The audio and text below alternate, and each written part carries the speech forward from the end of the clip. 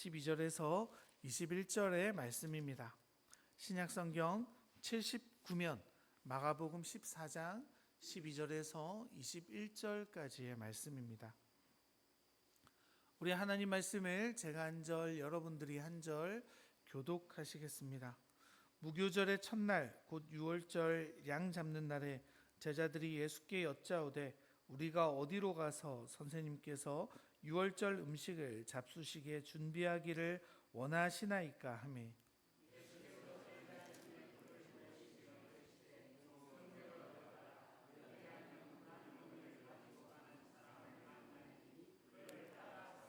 어디든지 그가 들어가는 그 집주인에게 이르되 선생님의 말씀이 내가 내 제자들과 함께 유월절 음식을 먹을 나의 객실이 어디 있냐 하시더라 하라.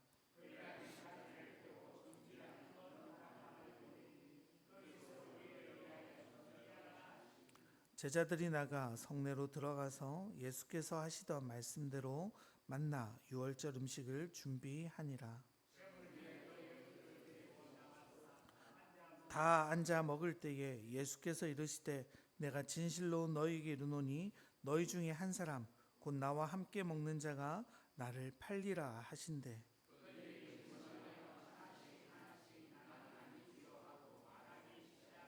그들에게 이르시되 12 중에 하나 곧 나와 함께 그릇에 손을 넣는 자니라. 인자는 자기에 대하여 기록한 대로 가거니와 인자를 파는 그 사람에게는 화가 있으리로다. 그 사람은 차라리 나지 아니하였더라면 자기에게 좋을 뻔하였느니라 하시니라. 아멘. 할렐루야. 오늘도 주님 사랑하며 이 자리에 나오신 우리 명강의 성도 여러분 환영하고 또 축복합니다. 우리 앞뒤 좌우로 인사 나누실까요? 사랑합니다. 축복합니다. 감사합니다. 요즘 한국교회 상황이 그렇게 좋지 않습니다. 한 설문 기관의 조사가 있었는데요. 한국교회 신뢰도에 대한 조사였습니다. 한국교회를 얼마나 신뢰하십니까? 라는 말에 몇 프로 정도 신뢰한다고 말했을까요, 여러분? 17% 한국교회 신뢰합니다. 75% 이상이 한국교회를 신뢰하지 않습니다. 라는 기사를 보았습니다. 이게 세상의 문제일까 아니면 우리의 문제일까를 돌아보게 되면 결국 사실 우리의 문제죠. 최근에 또 부산의 한 대형 교회에서 굉장한 논란거리들이 일어나 한국교회를 아프게 하는 일들도 생겼지 않습니까? 부교역자에게 대한 심한 폭언들이 녹취가 되고 공개되어지면서 큰 논란이 되어졌습니다. 그 담임 목사 입장에서는 여러 가지 핑계가 있겠죠. 부교역자들이 능력이 없었다거나 마음에 안 든다거나 이런저런 이유가 그 스스로에겐 있겠지만 그 모든 이유를 갖다 대도 그 행동들을 용납하기는 결코 어렵습니다. 왜 저렇게 되었을까를 생각해 보면요. 또 많은 이유가 있겠지만 우리가 분명히 알 수 있는 건 그 담임 목사에게 부교육자를 향한 사랑과 함께하는 마음이 전혀 없었다는 사실을 우리는 알 수 있죠. 그 함께 사역하는 이들이 자신의 동력자라고, 자신의 공동체라고, 혹은 주님 안에 우리가 한 몸이고 한 가족이라는 고백이 있었다면 결코 그렇게 하지 못했을 겁니다. 그저 그 부교역자를 하나의 도구로 자신의 교회가 굴러가기 위한 그냥 그런 것들로 인식했었을 겁니다. 정말로 사랑하는 마음으로 그들에게 훈계했다면요, 그렇게 말할 수 없었을 거고 그렇게 대할 수도 없었을 겁니다. 근데 제가 어제 뉴스를 찾아보다 더 황당한 기사를 하나 봤는데요. 뉴스 엔조이 기사 중 일부를 그대로 제가 읽어 드릴게요. 내부 제보 부교역자들은 배신자가 아니다라는 제목이었습니다. 그 기사 내용에 이렇게 적혀 있습니다. 우려했던 대로 2차 가해가 발생했다.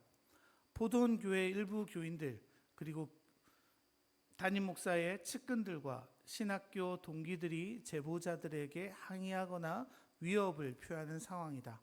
내부 제보 사건에서의 2차 가해는 노골적이고 폭력적이다. 여러분 지금 어떤 일이 일어나고 있는지 아시겠죠? 그 제보했던 사람들이 지금 막 공격을 당하고 있다는 겁니다. 네가 배신자다.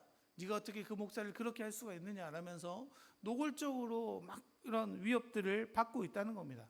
그런데 여러분 생각해 보면요, 그 제보자가 당하는 게 배신이 맞습니까? 하고 있는 행동이요? 그렇지 않죠. 여러분 이게 어떤 목사님들은요, 그 부교육자들 좀 참지 왜 그랬을까 이렇게 말하는 분들도 계셨어요. 근데 여러분 그렇지 않습니다.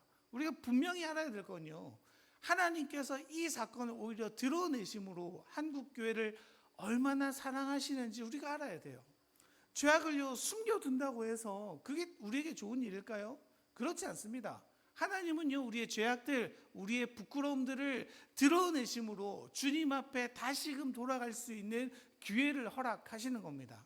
여러분, 그래서 여러분 그들이 하는 행동이요 배신이라고 말하면 안 돼요.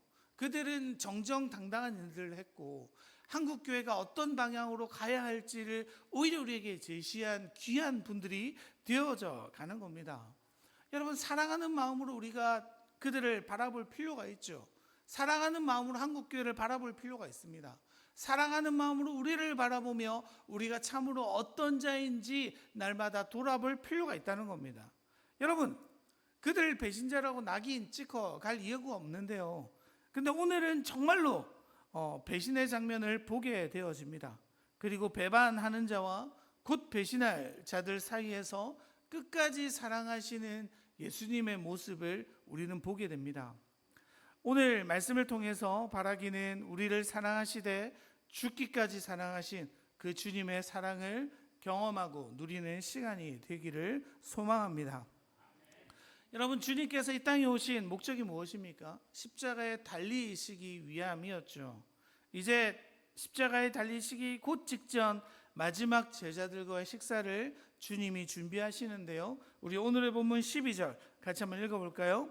무교절의 첫날 곧 유월절 양 잡는 날에 제자들이 예수께 여짜오되 우리가 어디로 가서 선생님께서 유월절 음식을 잡수시게 준비하시기를 원하시나이까 하며, 유월절 식사를 위해서 제자들과 함께 식사를 가지십니다. 이 날짜로 하면 아마도 목요일에서 금요일로 넘어가는 날일 겁니다. 그 유대인은요 우리랑 하루의 개념이 좀 다릅니다. 우리 성경의 창세기에 보면 이렇게 되죠. 저녁이 되고 아침이 되니 둘째 날이더라 이렇게 되어 있는데, 우리는 시간이 언제가 하루의 기준입니까? 밤 12시잖아요. 유대인들은요 저녁 6시가 기준입니다. 저녁 6시가 딱 지나면 하루가 지났다라고 우리가 이야기하게 되어지는데, 그러니까 지금 예수님께서 제자들과 식사를 준비하시는 요일은 목요일이고요, 식사를 하시면서 금요일로 넘어가는 거예요. 그 금요일 밤에 주님께서 잡히시고 그 금요일 하루 주무시고 그 다음날, 우리로 하면 그 다음날, 하지만 유대인들에게는 그날 십자가에 못 박히시게 되는 겁니다. 여러분 이제 날짜로 하면 니산월, 그러니까 유대인들은요 이제 두 가지 연도가 있고 우리로 하면 양력, 음력처럼 두 가지 달이 있는데 종교력이 있고 유대력이 있습니다. 지금 이거는 이스라엘 백성들이 출애굽 이후에 하나님께서 제정해 주신 니산월, 새로운 1월 14일마다 유월절로 보내야 했습니다. 우리 이제 13일에 금요일 이런 얘기 많이 들어보셨죠? 우리 영화로도 있었고 미국의 요 날이 굉장히 재수없는 날이라고 막 이야기하잖아요. 그 유래가 바로 여기에 있거든요. 그러니까 예수님께서 13일 날 최후의 만찬을 가지셨고 금요일 날 십자가에 못 박혀 돌아가시고 주일 날 부활하셨잖아요. 요게 이제 합쳐져 가지고 13일의 금요일이 미국인들에게 굉장히 막 재수 없는 일이다 막 이렇게 이야기하고 계십니다. 그러니까 예수님께서요 13일에서 14일 넘어가는 밤에 잡히시게 되는 거죠. 이게 막 저희 시간대로 하면 좀 헷갈리니까 뭐 그런데 무튼 그렇습니다. 예수님께서요 제자들과 식사하시는 시기가 바로 무교절 첫날 유월절 양 잡는 날이라고 성경은 말하고 있습니다. 여러분 유월절이 어떤 날입니까? 애굽의 처음 것, 동물이건 사람이건 첫 번째 것들을 모두 죽임당하고 이스라엘만은 구원해 주심, 그렇게 하심으로 출애굽이 가능케 한 날이 바로 유월절이지 않습니까? 그 어린 양을 잡아 그 피를 문설주에 발랐던 자들에게는 죽음이 넘어간 날이 바로 유월절이었죠. 그리고 그 다음 날부터요, 한 주간 무교절로 지키게 되어집니다. 그냥 유월절과 무교절은요 사실 붙어 있는 날이에요. 여기에 대한 좀 자세한 설명은 우리 올해 1월 28일 수요 강해 우리 민수기 28장에서 자세히 나와 있으니까요, 시간 되시는 분들은 뭐 알아서 하시기 바랍니다. 이 월절은 여러분, 하나님께서 애굽의 압제에서 해방시키시고 구원하신 것을 기억하고 감사하는 날인데요, 이 월절을 기념하며 특별히 어린 양고기와 누룩 없는 떡, 또 쓴 나물을 먹었다고 합니다. 여러분, 이게 맛이 없었겠죠? 일부러 맛 없는 것들을 먹는 겁니다. 쓴 나물은요, 애굽 시절의 고난과 그 자신들의 쓰디쓴 인생들을 돌아보게 하기 위함이죠. 어린 양의 고기는요, 자신들을 대신해서 죽은 양, 물설주에 바른 그 피를 기억하기 위함이었습니다. 이스라엘은요, 그 음식들을 먹으며 자신들이 애굽의 사람들, 그리고 이 세상의 사람들과 구별되어진 거룩한 존재라고, 하나님의 소유라고, 하나님의 백성이라는 것을 다시 기억하는 그 시간으로 보내게 되어집니다. 그러니까요, 주님은 여전히 죄의 사슬에 묶여 살아가는 우리를 풀어주기 위해 이 땅 가운데 오셨잖아요. 그래서 유월절이라고 하는 상징적인 절기를 선택하시고 문설주에 바른 어린 양의 피처럼 자신의 피를 흘려서 우리를 죽음에서 자유케 하시려고 이날을 선택하시고 이날 십자가에 못 박기로 결정하셨다는 겁니다. 그래서 그날 주님은요, 제자들과 함께 식사하기를 원하셨습니다. 여러분 생각해 보세요. 주님 이제 곧 십자가에 못 박히셔야 되는데 마지막 제자들과 식사 자리를 가지고 계십니다.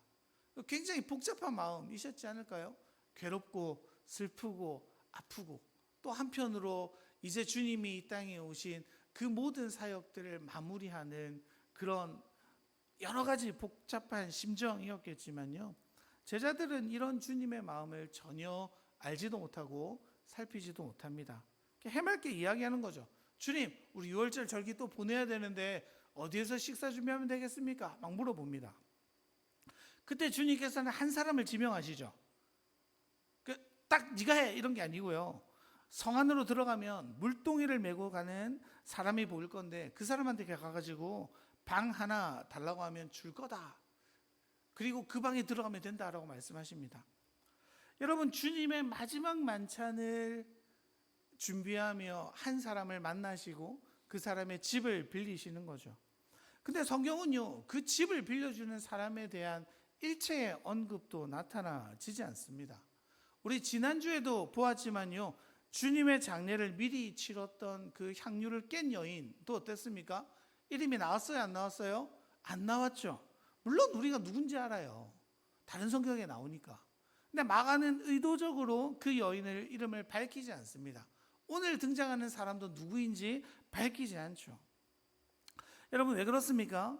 주님께서요, 걸어가시는 그 길을 비춰주고 도움이 되는 사람들은요, 베드로나 요한, 야고보 이런 사람들처럼 이름난 누군가가 아니라 무명의 한 사람이었다라고 주님은 말씀하고 계시는 거예요.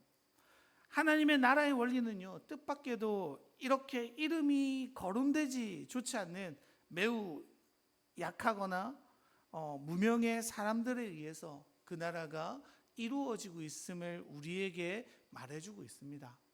여러분, 그들의 이름이 왜 가려져야 됩니까? 왜냐하면요, 주님만 드러나시면 되니까요. 지금 주님은 십자가를 향해 가세요. 누구 때문이에요? 우리 때문이잖아요. 그 주님께서 우리를 위하여 주시는 그 모든 과정 가운데 다른 모든 것들이 드러나서는 안 돼요. 오직 주님만 드러나시기를 위해서 마가는 의도적으로 익명으로 그들을 처리하고 있습니다. 여러분, 우리의 사역도 마찬가지입니다. 우리는 어때요? 내가 드러났으면 좋겠어요. 내 이름이 나타났으면 좋겠어요. 근데 여러분, 그게 하등 필요해요, 안 필요해요? 왜 대답을 안 하세요? 여러분, 중요하지 않습니다. 물론 우리의 욕망은 그렇지 않죠. 내가 좀 드러나고 내가 좀 나타나고. 여러분 이번 지난주에 저희 시찰에 성도님들 잘 도와주셔가지고 잘 마쳤어요. 저한테 그 시찰장님 전화 오셔가지고 목사님 50명에서 60명 정도 올 것 같습니다. 그러니까 뭐 그렇게 많이 준비 안 하셔도 됩니다. 근데 71명 왔어요. 그래가지고 속상하게 식비가 많이 나갔습니다. 우리 돈으로. 막 억울함이 있는데 그 막 전화 오셔가지고 너무 고맙다고 막 이런 얘기 하시면서 막 그런 얘기 하시는 거예요. 이제 목사님 시찰을 했으니까 이제 시찰에서 목사님 이제 얼굴 다 아실 거라고. 여러분 그게 중요합니까 여러분? 제 이름이 드러나는 게 중요해요? 우리 교회가 드러나는 게 중요합니까? 그건 조금 필요한 것 같아요. 우리 교회가 드러났으면 좋겠다라는 마음을 항상 하긴 하는데 여러분 그렇지 않습니다. 하나님 나라는요 철저히 가리워지는 자들에 의해서 이루어집니다. 왜냐하면 내가 죽을수록 누가 드러나요? 하나님 드러나시거든요. 내가 낮아질수록 하나님 영광 받아주시거든요. 여러분 그래서 가장 좋은 예배가 뭐냐면요 목회자가 사라진 예배예요. 예배를 마치고 딱 돌아가시는 길에 서 목사님이 오늘 이런 얘기했어, 이게 아니라 하나님 나에게 이런 말씀을 주셨어, 하나님 나에게 임재를 주셨어. 여러분 사람이 완전히 가리워지는 예배, 하나님만 우리 마음에 남는 예배, 그게 가장 좋은 예배입니다. 하나님 나라의 원리도 마찬가지예요. 사람이 가리워지고 교회는 가리워지고 하나님의 이름만 드높아지는 그런 교회가 되기를 소망합니다. 여러분 그렇게 가려진 사람들, 무명의 사람들에 의해 식사 준비를 마쳐집니다. 제자들과 식사를 하실 때 주님께서는요 기쁘지 못하시죠. 그리고 식사 도중에 제자들에게 충격적인 이야기를 건넬 수밖에 없습니다. 여러분 주님께서 사실 자신의 죽음에 대해서 몇 차례 말씀하셨지 않습니까? 이제 내가 체포될 거고 아주 굴욕적이고 모욕적인 고난도 받을 거고 그리고 위에 죽음을 당할 거라고 제자들에게 말씀하셨어요. 근데 여러분 제자들이요 알아듣습니까? 못 알아들어요. 그 주님의 죽음은 뭐 그 정도로 생각했을 것 같습니다. 이제 독립운동을 해야 되니까, 우리가 로마와 싸워야 되니까 이거는 참 죽을 수도 있는 위험한 일일 거야. 주님이 그런 각오를 다지셨을 거야. 요 정도 생각했을 거예요.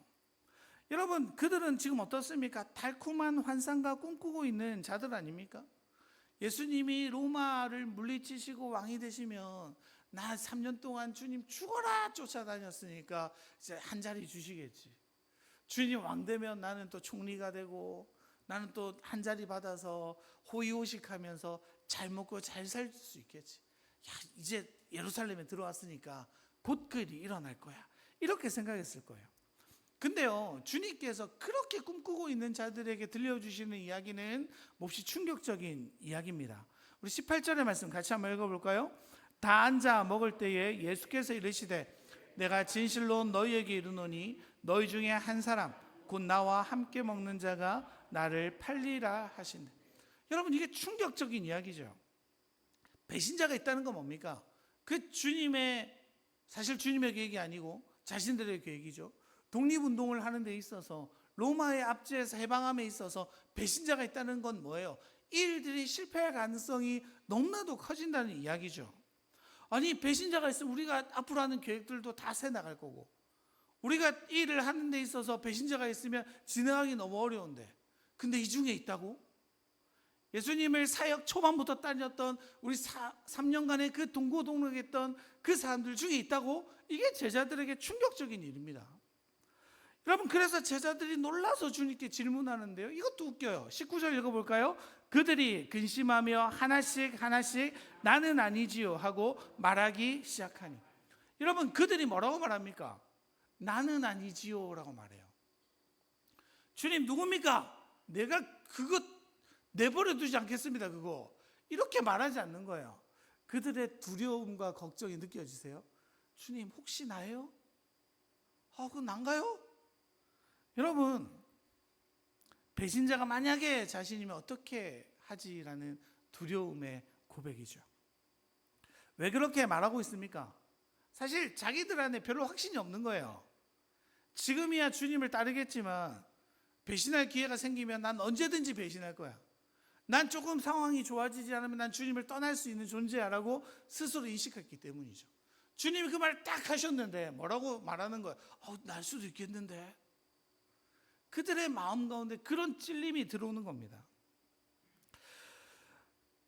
이들의 믿음 없음을 우리는 지적할 수 있어요. 아이고 의리도 없고 저 뭐야 이렇게 말할 수 있지만 실상 이게 우리죠. 오히려 여러분 이 시대에 이런 제자들 같은 태도가 우리에게 필요합니다. 우리는 우리의 신앙을 돌아보고 계십니까? 나를 객관적으로 보고 계십니까? 하나님의 말씀이 전해질 때 우린 이런 찔림이 있으십니까? 난 절대로 주님 배신하지 않아요 라고 말했던 한 사람 기억나시죠? 베드로요. 그가 어떻게 됩니까? 3번이나 주님 부인합니다. 난 주님 끝까지 따르겠습니다라고 했던 제자들이 뿔뿔이 흩어지죠. 여러분, 제자들이 나는 아니지요 했던 그 양심의 가책들, 사실 그게 우리에게 너무나도 필요합니다. 그렇게 보면 제자들은 분명히 자신들이 얼마나 연약한 존재인지를 알았죠. 아무도 자신이 깨끗하다라고 생각하지 않았을 겁니다. 정말로 그렇게 배신하는 것 때문에 가슴이 아프지만요, 더 가슴 아픈 현실을 살아간 우리는 뭡니까? 우리가 어떤 상태인지 우리가 잘 모른다는 거예요. 우리 신앙에 대한 충분한 만족감을 가지고 살아가는 우리일 때가 얼마나 많이 있습니까? 성경의 내 말씀, 내 삶을 이렇게 대입해 보면 그렇게도 부족한 우리들의 모습인데도 내 신앙은 마치 100점짜리 신앙이냐, 내 신앙은 마치 옳아서 다른 사람의 신앙을 언제나 지적하고 있는 우리들의 모습일 때가 사실 너무나도 많죠. 나를 돌아보지 않고 남을 탓하고 상황을 탓하고 환경을 탓하는 경우들이 얼마나 많이 있습니까? 그래서 여러분 사실요, 우리가 제자들보다 더 나아라고 말할 수 없는 거예요. 실제로 주님의 말씀대로 되죠. 주님은 사실 한 사람 배신자를 말하지만 우리는 알고 있죠. 제자들 모두가 배신자의 길을 걸어갑니다. 가룟 유다는 주님을 팔죠. 제자들은 주님을 버리고 뿔뿔이 흩어집니다.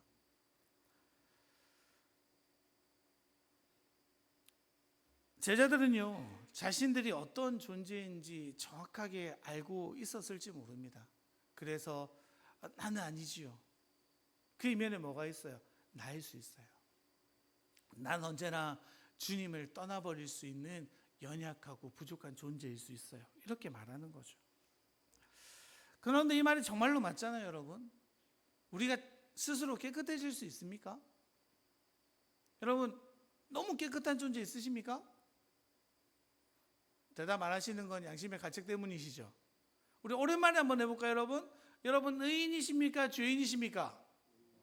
또 헷갈리시는데 다시 해볼까요? 예수 믿으셨어요? 그럼 의인이에요, 죄인이에요? 맞아요, 의인이에요. 근데 여러분 여기에서 우리가 속는 게 있죠. 의인됨이 나 때문이에요, 하나님 때문이에요? 하나님 때문이에요. 우리의 모습은 사실 크게 바뀌지 않습니다. 주님을 믿음으로 말미암아 주님은 우리를 의롭다라고 칭해 주시는 거예요.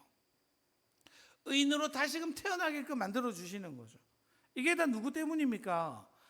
우리의 힘이 아니라 그 일을 위해 십자가를 지신 주님 덕분이죠. 그 일을 위해 주님이 오신 겁니다. 그 일은 감작스럽게 이루어진 일이 아니라 지금 주님이 오셔서 막 해보다가 아이고 안 되겠다, 내가 죽어줘야 되겠다, 이런 게 아니라요, 처음부터 계획된 일이었죠. 그래서 주님 뭐라고 말씀하십니까? 우리 21절 같이 한번 읽어볼까요? 인자는 자기에 대하여 기록된 대로 가거니와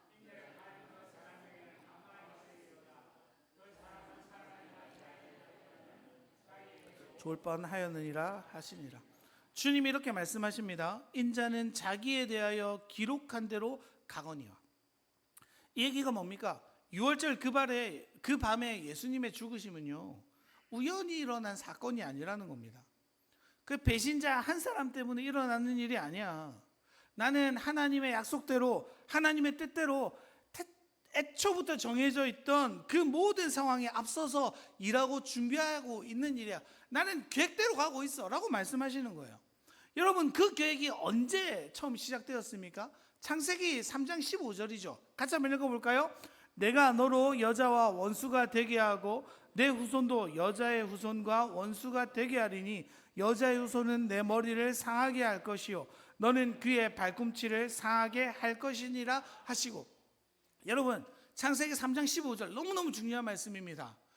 원시복음, 태초복음이라고 하는데요, 여러분, 우리가 죄를 짓자마자 주님 무엇을 계획하신 거예요? 자신이 인간이 되어 십자가에 못 박혀 우리의 모든 죄를 사하시기로 그때부터 정하셨어요.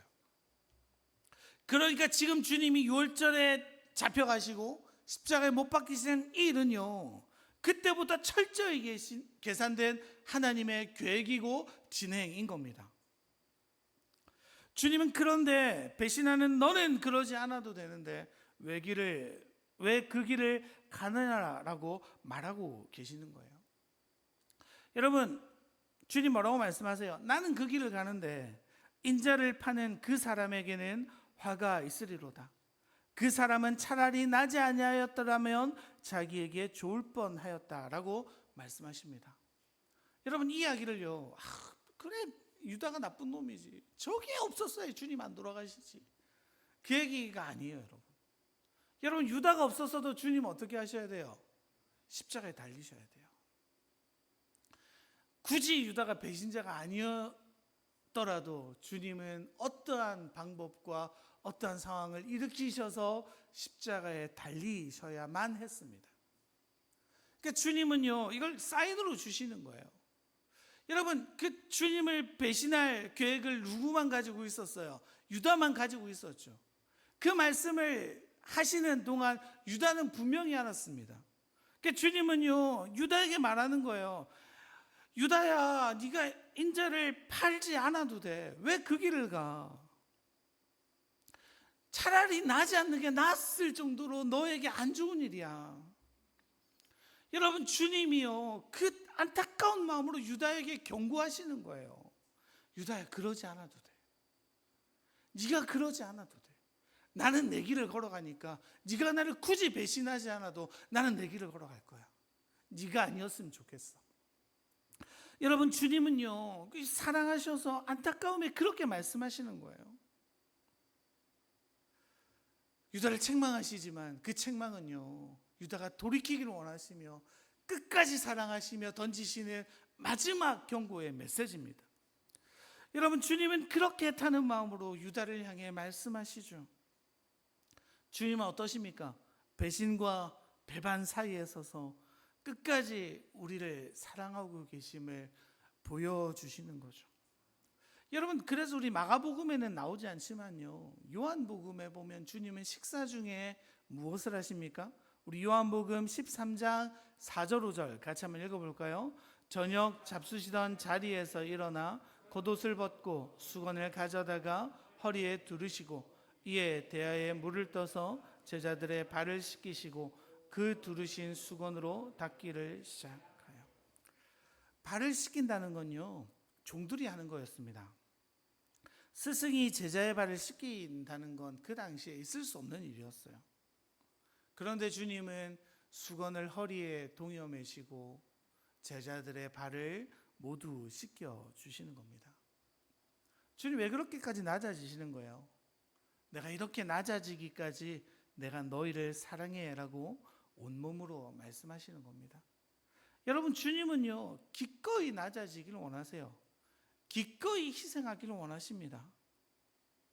네가 나를 버린다 해도 나는 너를 끝까지 섬길 거야. 너희들이 나를 다 배반하고 배신하고 나를 다 떠나버리는 그 순간에도 나는 너희를 위해 십자가를 지러 걸어간다라고 주님 말씀하시는 겁니다. 근데 여러분, 그 12명 중에 누가 있어요? 유다가 있어요. 그 유다의 발을 씻기시는 예수님의 심정이 어땠을까요?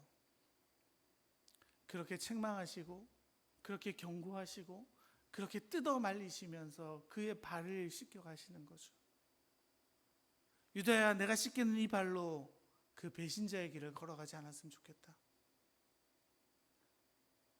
일을 하는 너의 인생이 얼마나 비참해지고 너의 영혼이 얼마나 괴로워질지 내가 너무나도 잘 아는데 그 길을 걸어가지 않으면 안 되겠니? 라고 말하는 거죠.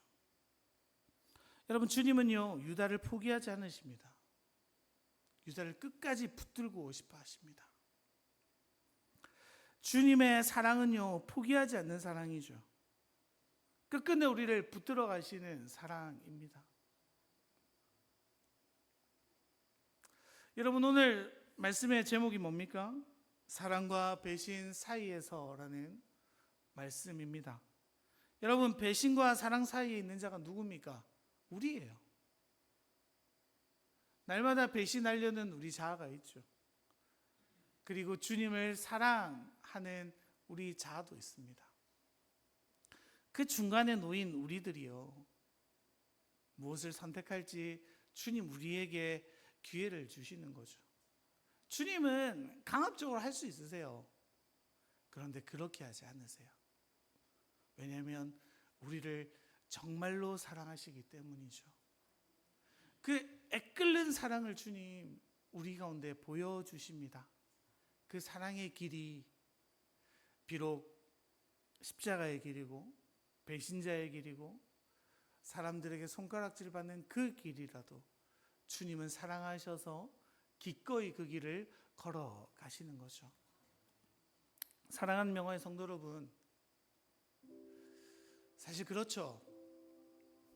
우리들이 얼마나 살아가며 주님을 많이 배신합니까? 오늘 결단하고 나 주님 너무 사랑합니다 이렇게 말하지만 곧 돌아서면 주님의 말씀을 저버리고 주님의 얼굴을 바라보지 않고 주님 나에게 주신 사명들과 사역들을 잊어버리고 살아가는 우리일 때가 많이 있습니다. 그런데 주님은요 그렇게 모자란 우리를 끝까지 사랑하세요. 그렇게 모자란 우리에게 오늘도 말씀하세요. 사랑하는 아들아, 사랑하는 딸아, 내 사랑을 네가 알았으면 좋겠어. 나는 너를 끝끝내 포기하지 않을 거니까 다시 나를 바라만 보면 돼. 여러분, 우리가 잘 알지만 어떻습니까? 그 제자들 주님 일일이 다 찾아가셔서 다시 주님께로 오게 만드시죠. 유다가 스스로 생명을 끊지 않았다면요, 주님은 분명히 유다에게도 찾아가셨을 겁니다. 주님의 사랑은 오늘도 우리를 향해 있습니다. 그 사랑의 주님을 만나고 경험함으로 우리도 주님을 사랑해서 참 그 주님의 사랑을 전달하는 전달자, 그 주님의 사랑을 나도 알아 세상 가운데 사랑으로 섬겨가는 우리였으면 좋겠습니다. 우리 그러한 주님의 사랑을 담아 함께 찬양하며 기도하겠습니다.